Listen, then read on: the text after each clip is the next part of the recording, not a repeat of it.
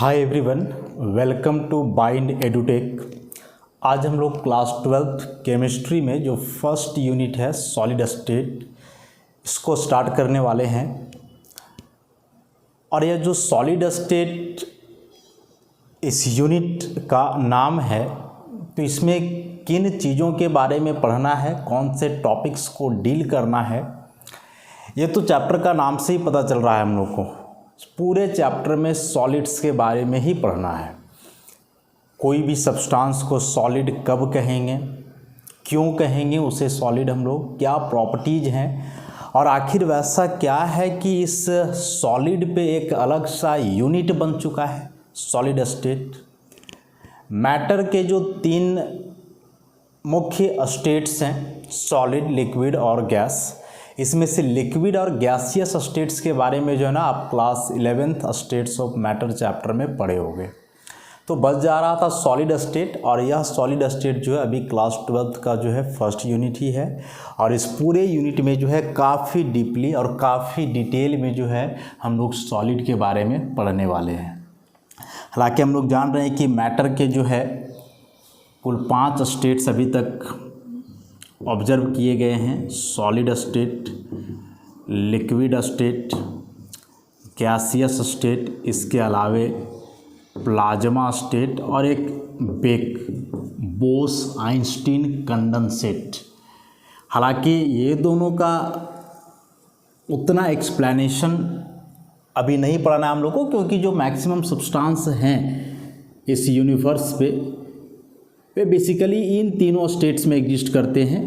लेकिन हाँ, जैसे हम लोग जानते हैं कि जो सूर्य है, सन, तो वह प्लाज्मा स्टेट से बना हुआ है, जिसमें हीलियम और हाइड्रोजन गैसेस वगैरह होते हैं।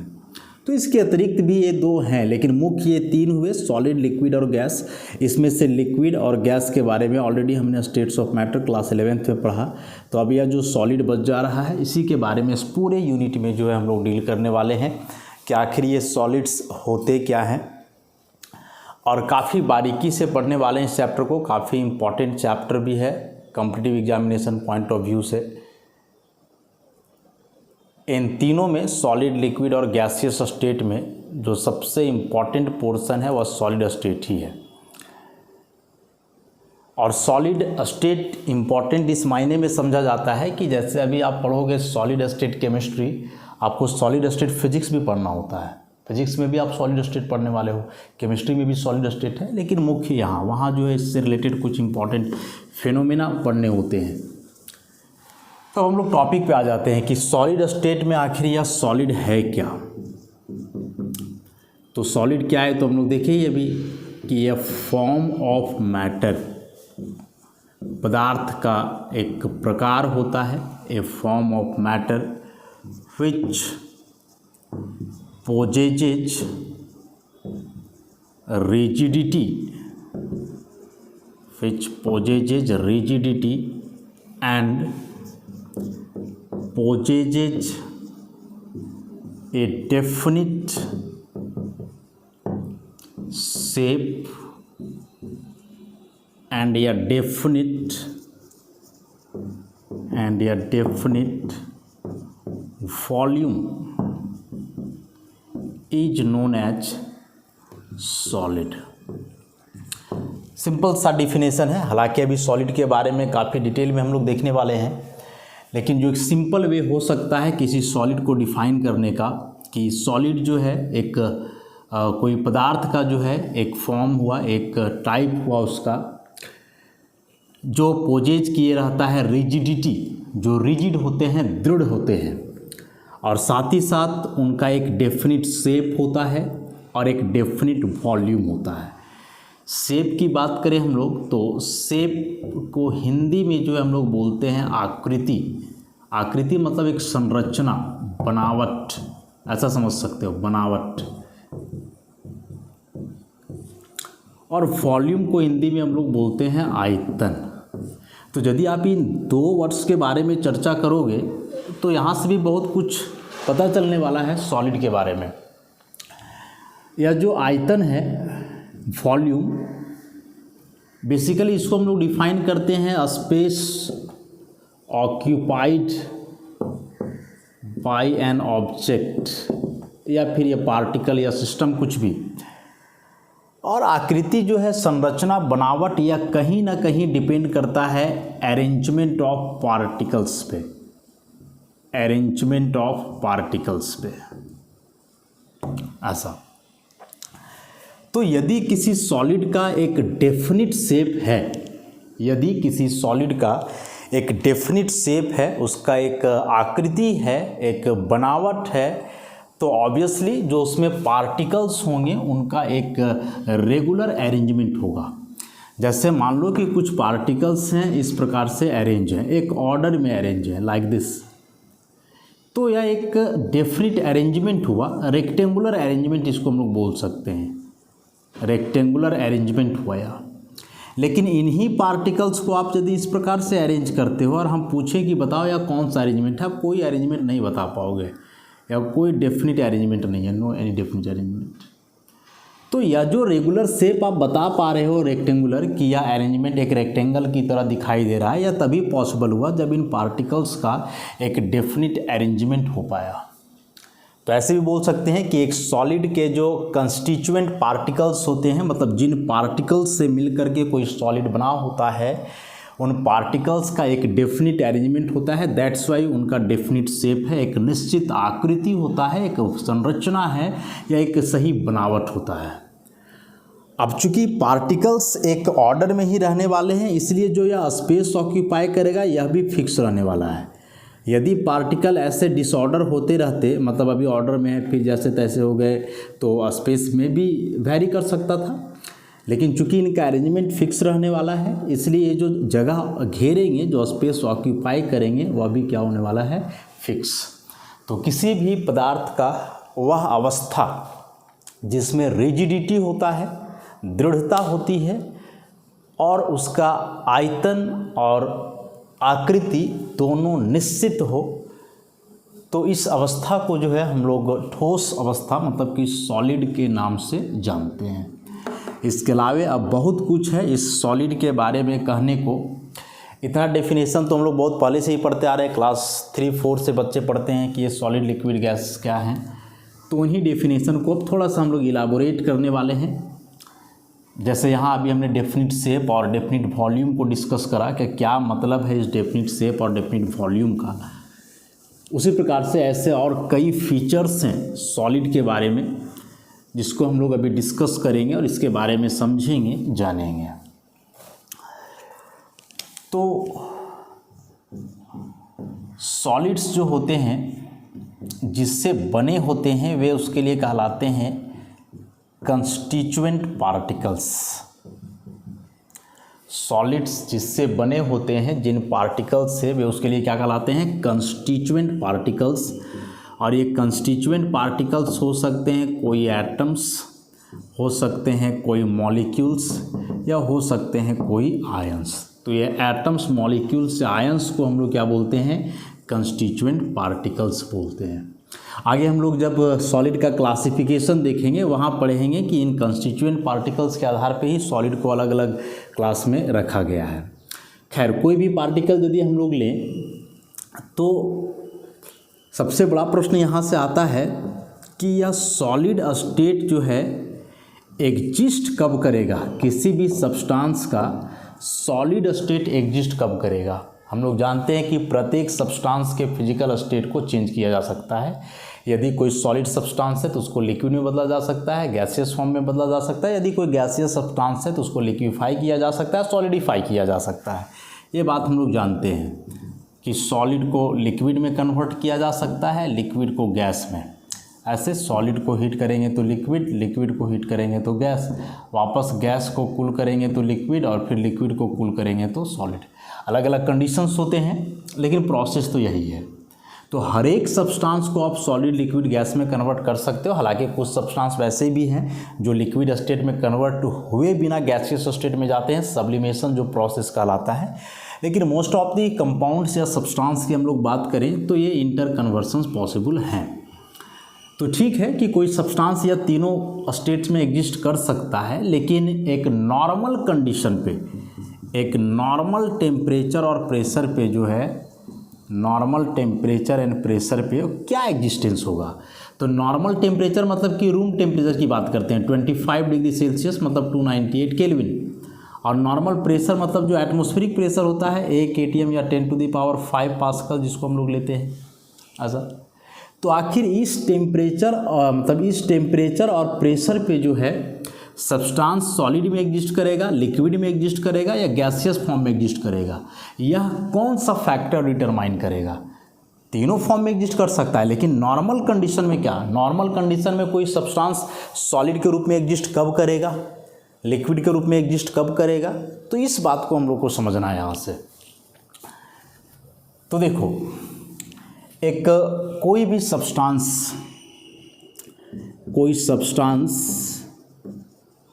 सॉलिड फॉर्म में एग्जिस्ट कर सकता है जब इसका melting point greater than 25 degree Celsius हो at this atmospheric pressure 1 atm pressure.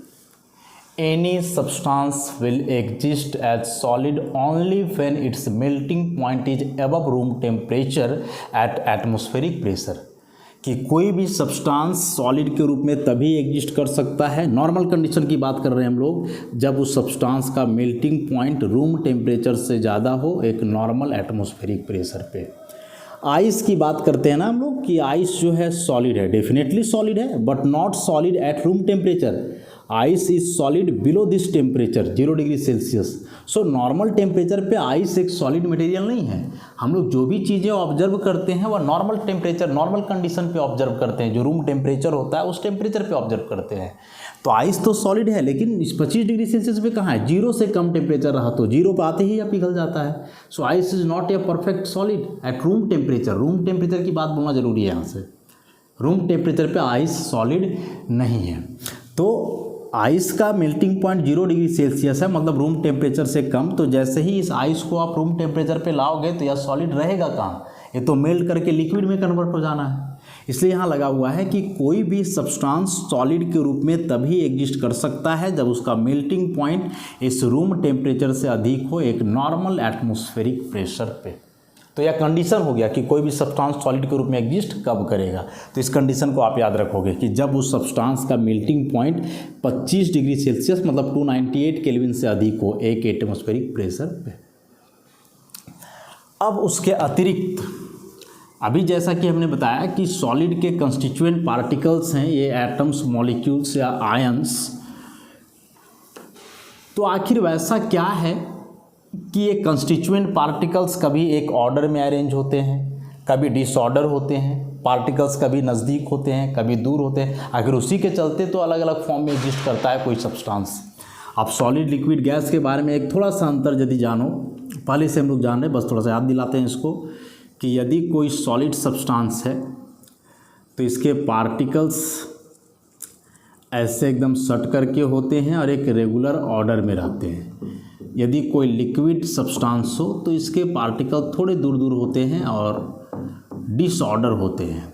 लेकिन वही यदि गैसियस सब्सटेंस है तो फिर इसके पार्टिकल्स का क्या ही कहना, बहुत उदंड होते हैं ऐसे पार्टिकल्स, ना कोई ऑर्डर में रहेंगे ना कोई डेफिनिट बाउंड्री होगा इनका, जहाँ तक इच्छा होगा वहाँ तक रहेंगे। तो एक तो यह अंतर हम लोग जानते हैं कि सॉलिड के पार्टिकल एक दूसरे से सफिशिएंटली क्लोज है, लिक्विड मॉलिक्यूल्स थोड़े दूर दूर होते हैं, गैसियस मॉलिक्यूल फार अपार्ट। और इसके बाद इस फोर्स के बारे में भी हम लोग जानते हैं कि यहाँ का जो फोर्स है वीकेस्ट होता है, यहाँ थोड़ा स्ट्रॉन्गर फोर्स है और स्ट्रॉन्गेस्ट फोर्स होता है सॉलिड पार्टिकल के बीच। तो यदि कोई पार्टिकल ऐसे सट करके है या ऐसा दूर दूर है तो यह सीधा सा डिपेंड करने वाले हैं उस पार्टिकल के बीच का फोर्स पे। आखिर लिक्विड के मॉलिक्यूल्स हों, सॉलिड पार्टिकल्स हो या गैसियस मॉलिक्यूल्स हों, तो ये पार्टिकल्स या मॉलिक्यूल्स तो आपस में ऑब्वियसली जुड़े ही रहेंगे ना कोई अट्रैक्टिव फोर्स से तो जुड़े रहेंगे। और उस अट्रैक्टिव फोर्स पे डिपेंड करेगा कि वे पार्टिकल्स कहाँ हैं। यदि उन पार्टिकल्स के बीच, जैसे मान लो कि ये दो पार्टिकल्स हैं, ठीक, ये दोनों पार्टिकल्स के बीच भाई कोई ना कोई अट्रैक्टिव फोर्स है। अब ये अट्रैक्टिव फोर्स का स्ट्रेंथ, मजबूती पे निर्भर करेगा कि ये पार्टिकल्स कहाँ हैं। यदि इन दोनों पार्टिकल्स के बीच लगने वाला फोर्स काफ़ी मजबूत है तो पार्टिकल को खींच करके रखेगा, खींच करके मतलब एकदम नज़दीक, और जब नज़दीक रखेगा तो वह सब्सटेंस सॉलिड के रूप में एग्जिस्ट कर सकता है। यदि यह फोर्स इंटरमीडिएट हो तो पार्टिकल ना तो बहुत नज़दीक रहेगा ना तो बहुत दूर, थोड़ा सा दूर होगा, स्पेस होगा बीच में, लिक्विड के रूप में एग्जिस्ट करेगा। और यदि यह फोर्स वीकेस्ट हो, बहुत कमज़ोर, तो मॉलिक्यूल्स काफ़ी दूर दूर होंगे, इनके बीच अट्रैक्शन नाम मात्र का रह जाएगा और यह सब्सटेंस गैसियस फॉर्म में एग्जिस्ट करेगा। तो यह फोर्स के नेचर पे भी कहीं ना कहीं जो है डिपेंड कर रहा है। लेकिन फिर यह फोर्स किस पे डिपेंड करेगा? फोर्स फिर यहाँ से किस पे डिपेंड करने वाला है, या फोर्स कैसे निर्धारित करेगा, तो उसको देखते हैं हम लोग।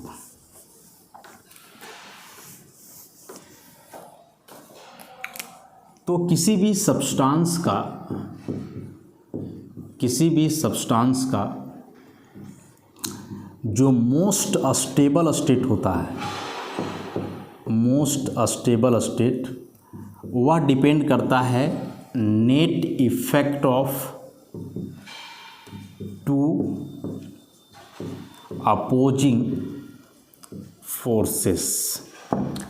किसी भी सब्सटेंस का मोस्ट स्टेबल, कि वह सब्सटेंस सॉलिड, लिक्विड या गैस किस रूप में एग्जिस्ट करने वाला है, वह दो अपोजिंग फोर्सेस के नेट इफेक्ट पे डिपेंड करता है। और ये दो अपोजिंग फोर्सेस में पहला है इंटरमॉलिक्यूलर एट्रैक्टिव फोर्स, और दूसरा है थर्मल एनर्जी। दूसरा क्या है? थर्मल एनर्जी है। ऐसा इंटरमॉलिक्यूलर एट्रैक्टिव फोर्स मतलब हुआ अंतराण्विक आकर्षण बल। अंतराण्विक आकर्षण बल मतलब कि दो मॉलिक्यूल को अट्रैक्ट करने वाला फोर्स। नाम से स्पष्ट हो रहा है ना, अट्रैक्टिव फोर्स मतलब ये मॉलिक्यूल्स को अट्रैक्ट करेगा, एक दूसरे से नज़दीक ला करके रखेगा। मतलब इस फोर्स का काम क्या हुआ? इस फोर्स का काम हुआ मॉलिक्यूल्स को जो है एक दूसरे से क्लोज रखना, क्लोज टू ईच अदर, एक दूसरे से नज़दीक रखना। थर्मल एनर्जी क्या है? तो थर्मल एनर्जी का मतलब याद रखोगे आप कि टेम्परेचर के चलते जो एनर्जी स्टोर होता है किसी भी सिस्टम का, the energy stored within your system due to temperature और due to heat is called thermal energy. ठीक, आप पढ़े होंगे उस स्टेट्स ऑफ मैटर चैप्टर में कि काइनेटिक एनर्जी जो होता है वह डायरेक्टली प्रोपोर्शनल होता है टेम्परेचर का। हालांकि इसके लिए एक फार्मूला है 3/2 काइनेटिक एनर्जी का, 3/2 RT, और साथ ही साथ काइनेटिक एनर्जी के लिए एक फार्मूला और हम लोग पढ़ते हैं 12 mv²। इनको आपस में यदि आप कॉरिलेट करोगे तो कुछ इस तरह से कॉरिलेट होगा कि टेम्परेचर के डायरेक्टली प्रोपोर्शनल हुआ काइनेटिक एनर्जी, टेम्परेचर के डायरेक्टली प्रोपोर्शनल हुआ काइनेटिक एनर्जी, और फिर काइनेटिक एनर्जी के डायरेक्टली प्रोपोर्शनल हुआ वेलोसिटी। मतलब यदि किसी सब्सटेंस का आप टेम्परेचर बढ़ा रहे हो तो उसमें जो पार्टिकल्स हैं उनका काइनेटिक एनर्जी बढ़ेगा, और काइनेटिक एनर्जी बढ़ने से उनका वेलोसिटी बढ़ेगा। और जब पार्टिकल्स का वेलोसिटी बढ़ेगा तो ऑब्वियसली वे पार्टिकल्स एक दूसरे से दूर जाएंगे, ना कि नज़दीक आएंगे। समझ रहे हो बात को? तो यह इंटरमॉलिक्यूलर फोर्स क्या कर रहा था कि पार्टिकल को एक दूसरे के नज़दीक ला रहा था, जबकि यह थर्मल एनर्जी क्या कर रहा है कि मॉलिक्यूल या पार्टिकल के काइनेटिक एनर्जी को इन्हांस करके, बढ़ा करके उसके वेलोसिटी को तेज कर रहा है, मतलब वह पार्टिकल को दूर कर रहा है। तो ये दोनों अपोजिंग नेचर के हुए ही। एक का काम है पार्टिकल को खींच करके नज़दीक करना, और दूसरा क्या कर रहा है कि पार्टिकल को एक दूसरे से दूर कर रहा है। क्या यही बात यहाँ पे हो रहा है ना? इसलिए ये दोनों एक दूसरे के अपोजिंग फोर्स हुए, मतलब कि अपोजिट नेचर के हो गए, दोनों का अपोजिट काम हो रहा है यहाँ पे।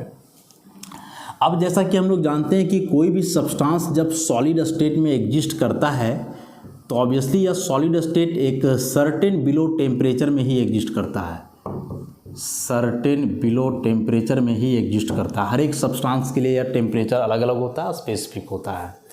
तो सर्टेन बिलो टेम्परेचर कहने का मतलब कि लोअर टेम्परेचर आप इसको समझ सकते हो। लोअर टेम्परेचर मतलब वही रूम टेम्परेचर से कम वाला टेम्परेचर की बात कर रहे हैं।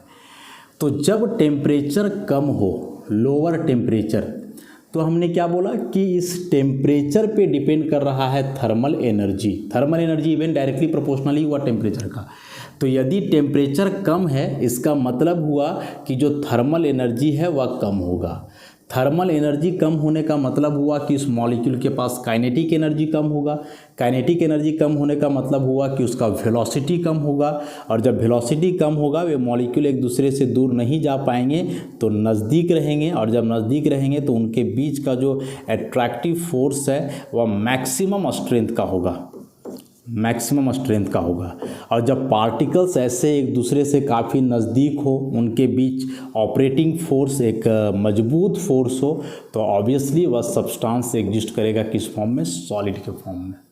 आप ऐसे समझो ना कि एक घर में 5 मेंबर्स हैं, अब पांचों मेंबर जो है हमेशा अस्त व्यस्त रहते हैं, पांचों का एनर्जी ज़्यादा है, मतलब पांचों के पास खूब पैसा है। तो पैसा वैसे वरदान में तो नहीं मिल रहा होगा, जाहिर सी बात है, पैसा है तो उसके लिए कमाते होंगे लोग, और कमाते होंगे तो दिन भर वर्क में रहते होंगे, इधर उधर फील्ड में रहते होंगे, इधर उधर भागते दौड़ते रहते होंगे। तो उस केस में पांचों मेंबर कभी इधर कमाने जा रहा है, कभी वहाँ जा रहा है, कभी एक यहाँ जा रहा है, ऐसे। तो ऐसे में क्या कभी ये रीयूनाइट हो सकते हैं आपस में, कभी एक दूसरे से जुड़ सकते हैं? तो हमेशा सब पैसा कमाने के चक्कर में इधर उधर बिजी है, एनर्जी ज़्यादा है सबका।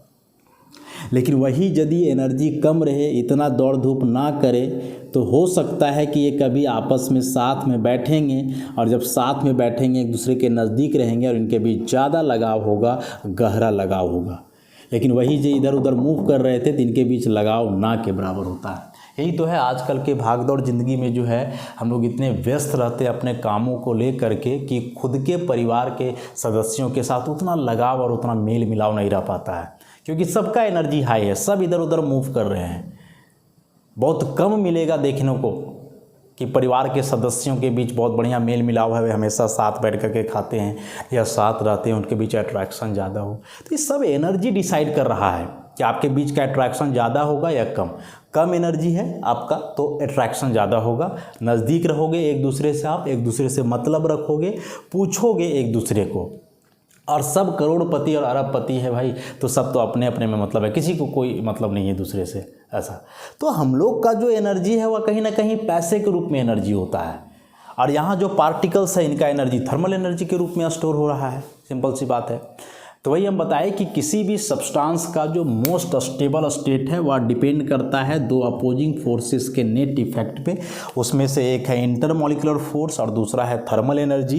इंटरमॉलिक्यूलर फोर्स का काम है मॉलिक्यूल्स को खींच करके एक दूसरे के नज़दीक रखना, जबकि थर्मल एनर्जी टेम्परेचर के प्रोपोर्शनल होता है। मतलब यदि किसी का थर्मल एनर्जी अधिक है मतलब टेम्परेचर ज़्यादा, और टेम्परेचर ज़्यादा होने का मतलब उसके पार्टिकल्स या मॉलिक्यूल्स का काइनेटिक एनर्जी अधिक होना, जो उसके वेलोसिटी को बढ़ा देगा, और यदि वेलोसिटी बढ़ाता है तो वह पार्टिकल को एक दूसरे से दूर कर देगा।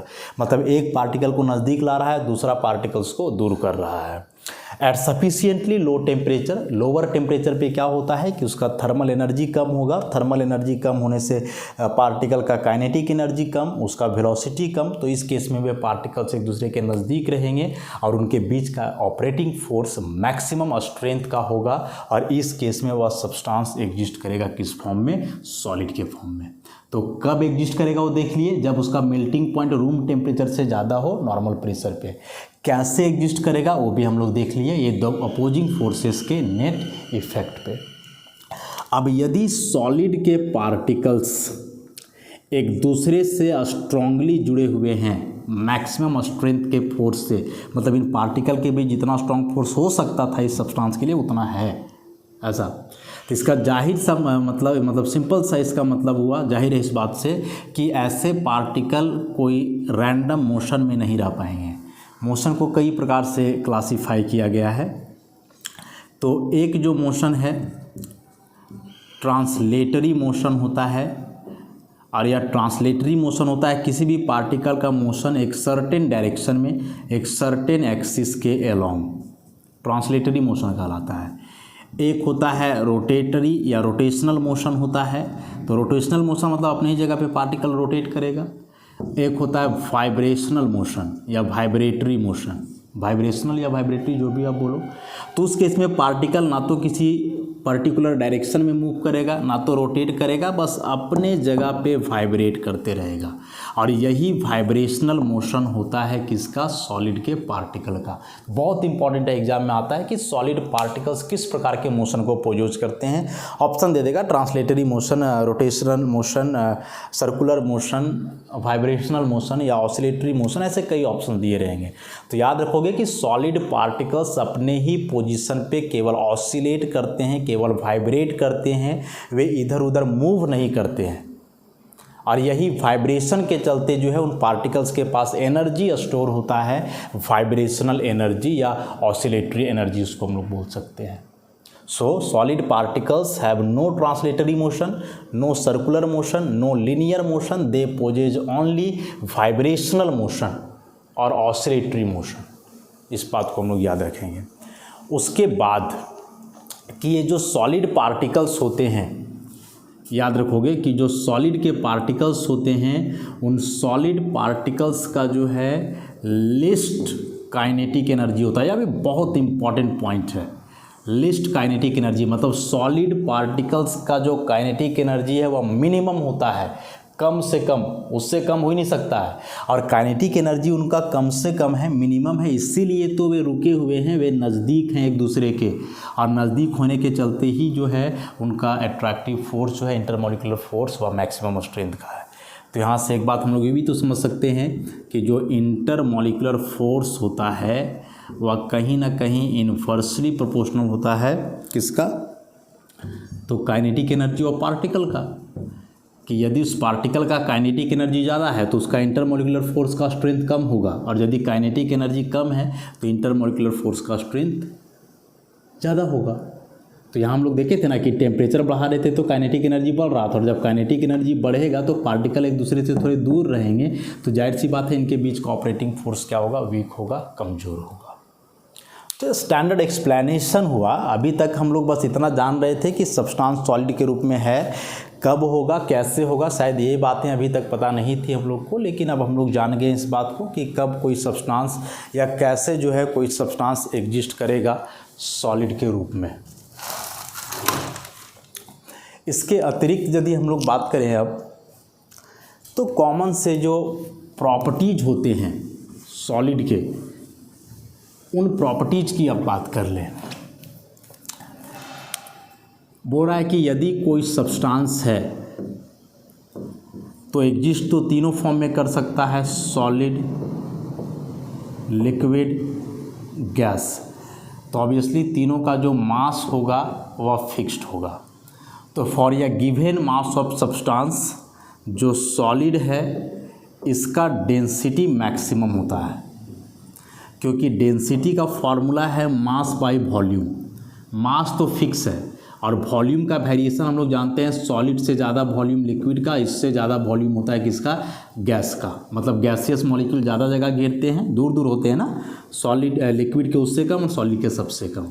तो सॉलिड का मिनिमम वॉल्यूम है, इसलिए डेंसिटी उसका क्या होता है, मैक्सिमम। हालांकि एक एक्सेप्शन है इसमें, इससे रिलेटेड आइस और वाटर की हम लोग बात करते हैं। आइस सॉलिड सब्सटेंस है, सॉलिड फॉर्म है H2O का, तो इसका डेंसिटी मैक्सिमम होना चाहिए, लेकिन उल्टा है, आइस का डेंसिटी कम होता है किससे, वाटर से, हाइड्रोजन बॉन्डिंग के चलते, जो ऑलरेडी केमिकल बॉन्डिंग चैप्टर में हमने पढ़ा है। तो for a given mass of substance solid has maximum density due to its minimum volume. एक एक्सेप्शन हुआ आइस का, कि आइस H2O का सॉलिड फॉर्म है, डेंसिटी ज़्यादा होना चाहिए लेकिन कम होता है वाटर से, क्योंकि वॉल्यूम ज़्यादा होता है हाइड्रोजन बॉन्डिंग के चलते। वैसा कुछ अरेंजमेंट ही हो जाता है इसमें। उसके बाद सॉलिड जो होते हैं वे ऑलमोस्ट इनकम्प्रेसिबल होते हैं, नॉट 100%, ऑलमोस्ट इनकम्प्रेसिबल होते हैं। और उसका सिंपल सा रीज़न है कि सॉलिड के पार्टिकल के बीच ऐसा नेग्लिजिबल स्पेस होता है, जीरो स्पेस हम लोग बोलते ही नहीं है, नेग्लिजिबल इंटरमॉलिक्यूलर स्पेस, नहीं के बराबर खाली जगह होता है, इसलिए ऐसे को पार्टिकल को दबाना संभव नहीं है। ऐसे पार्टिकल है बीच में खाली जगह है तो दोनों तरफ से आप दबाओगे तो ये दबेंगे, वॉल्यूम इनका चेंज करेगा। लेकिन जब बीच में कोई जगह बच ही नहीं रहा है तो आप बोलोगे कि दबाना पॉसिबल नहीं है, इनकम्प्रेसिबल होते हैं। साथ ही साथ जो सॉलिड के पार्टिकल्स हैं, चूँकि इनके बीच काफ़ी स्ट्रॉन्ग फोर्स है, इसीलिए ये ना तो फ्लो कर पाते हैं, बहुत कम होता है, और ना ही ये डिफ्यूज करते हैं। एक ही बात है डिफ्यूज करना या फ्लो करना। जीरो डिफ्यूजन या फ्लो हम लोग नहीं बोल सकते हैं, होता है लेकिन लिस्ट। सॉलिड पार्टिकल काफ़ी स्लोली डिफ्यूज करते हैं, बहुत धीरे धीरे आगे बढ़ते हैं। दो रीज़न है उसके लिए। पहला रीज़न है कि दो पार्टिकल के बीच खाली जगह नहीं है, यदि मूव करके आगे जाना चाहेगा तो कहाँ जाएगा, बीच में जगह तो है नहीं। और दूसरा बात कि दो पार्टिकल के बीच का फोर्स काफ़ी स्ट्रॉन्ग होता है, आसानी से जा भी नहीं सकता है, क्या कि फोर्स से इधर जुड़ा हुआ है। वही गैसियस मॉलिक्यूल होते हैं या लिक्विड का होता है तो इसके बीच का फोर्स कमज़ोर होता है, जगह भी होता है, तो ये पार्टिकल या मॉलिक्यूल आसानी से आगे बढ़ जाते हैं फोर्स को ओवरकम करके। जैसे एक गिलास पानी गिरा करके आप छोड़ दो तो जल्दी से पानी जो है आगे बढ़ जाएगा, उसके मॉलिक्यूल फ्लो कर जाएंगे, डिफ्यूज कर जाएगा पूरा। लेकिन वही कोई सॉलिड को गिरा करके आप छोड़ दो तो अपने आप तो आगे नहीं बढ़ेगा ना, क्योंकि उसके पार्टिकल एक दूसरे से टाइटली हेल्ड हैं, एक दूसरे से क्या है, जुड़े हुए हैं। तो डिफ्यूजन के रेट की हम लोग बात करें तो गैसियस मॉलिक्यूल का डिफ्यूजन मैक्सिमम होगा, उससे कम होगा लिक्विड का, और सबसे कम डिफ्यूजन होता है सॉलिड पार्टिकल का। डिफ्यूजन मतलब फैलाव, फैलना। तो फैलेंगे वही ना जिनको आगे बढ़ने का या फैलने का मौका मिलेगा, मतलब पीछे उसका फोर्स कमज़ोर होगा तब, आगे जगह खाली होगा तब। लेकिन सॉलिड पार्टिकल में तो हम लोग देख रहे हैं बहुत मजबूत फोर्स है, तो इन पार्टिकल्स को आगे डिफ्यूज करना या फ्लो करना आसान नहीं होता है लेकिन नेग्लिजिबल, इतना स्लो होता है कि हम लोग को लगता है कि हो ही नहीं रहा है। और इसका एग्जाम्पल है, बोलोगे सर कैसे, को वैसा एग्जाम्पल दो जिससे हम लोग समझ सके कि नहीं सॉलिड के पार्टिकल भी डिफ्यूज करते हैं, फ्लो करते हैं। तो है एग्जाम्पल इसका, जो ग्लास होता है, कांच, शीशा, वैसे बिल्डिंग्स जो काफ़ी पुराने हो चुके हैं, पुराने मतलब कि 50-100 साल हो चुका है, तो मान लो कि वहाँ विंडो में लगा हुआ है खिड़की, मतलब विंडो में शीशा लगा हुआ है। तो विंडो में यदि शीशा लगा हुआ है तो मान लो कि इस तरह का लगा हुआ है शीशा ऐसा, तो आप ऐसे 50-100 वर्षों के बाद क्या देखोगे ना कि जो नीचे का लेयर होगा ये हो जाएगा मोटा और ऊपर का लेयर हो जाएगा पतला, ऐसे हो जाता है। नीचे का लेयर मोटा हो जाता है और ऊपर का लेयर क्या हो जाता है, पतला हो जाता है, ऐसा। तो जो नीचे का लेयर मोटा हो जा रहा है इसलिए क्योंकि ऊपर के पार्टिकल धीरे धीरे नीचे आ जा रहे हैं, ऐसा। लेकिन क्या बोले, ऐसा होने में 50-100 वर्ष का समय लगता है, तो काफ़ी स्लो रेट है डिफ्यूजन का या फ्लो करने का। होता है लेकिन काफ़ी स्लोली, इसलिए थोड़ा दिन के बाद जब देखोगे ना तो ऊपर का जो या होता है कांच या ट्रांसपेरेंट हो जाता है, मतलब आर पार दिखाई देने लगेगा, क्योंकि मैक्सिमम पार्टिकल तो इसका नीचे चला गया ना, तो जगह बच जाता है। और नीचे जो है शुरू में ट्रांसलूसेंट था, अब ऑपेक बन जाएगा, मैंने शुरू में थोड़ा बहुत दिख भी रहा होगा धुंधला धुंधला, अब एकदम नहीं दिखेगा क्योंकि पार्टिकल यहाँ और ज़्यादा हो गया, मोटा हो गया, इसलिए। तो ऐसे कई एग्जाम्पल्स हैं, नोट्स में ये सारे पॉइंट्स मेंशन है, वहाँ से इसको देखोगे पढ़ोगे, बाकी सारी बातें तो हमने समझा दी हैं कि सॉलिड है क्या, कैसे कोई सब्सटेंस सॉलिड के रूप में एग्जिस्ट करेगा और कब करेगा। तो इतना आप कर लोगे, फिर नेक्स्ट लेक्चर से जो इस चैप्टर को हम लोग आगे बढ़ाएंगे। धन्यवाद।